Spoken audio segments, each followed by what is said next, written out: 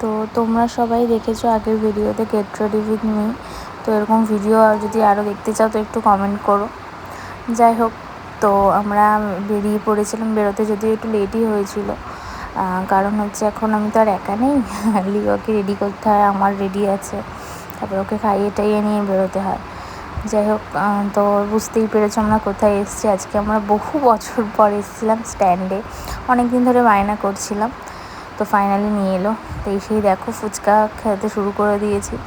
তো আমাদের গ্যাস অম্বল বলে কিছু হয় না, ওগুলো কী জিনিস আমরা জানিই না। ফুচকার সঙ্গে সঙ্গে দেখো দুধ চা, খুবই প্রিয়, দুধ চা না খেলে আমার হয় না।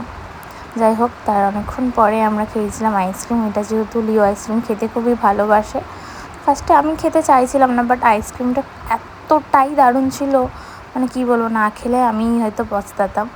তো যাই হোক, দেখো লিও অলরেডি ঘুমিয়ে পড়েছে। তো আমরা বাড়ি ফিরছিলাম। তো দেখা হবে নেক্সট ভিডিওতে, টাটা।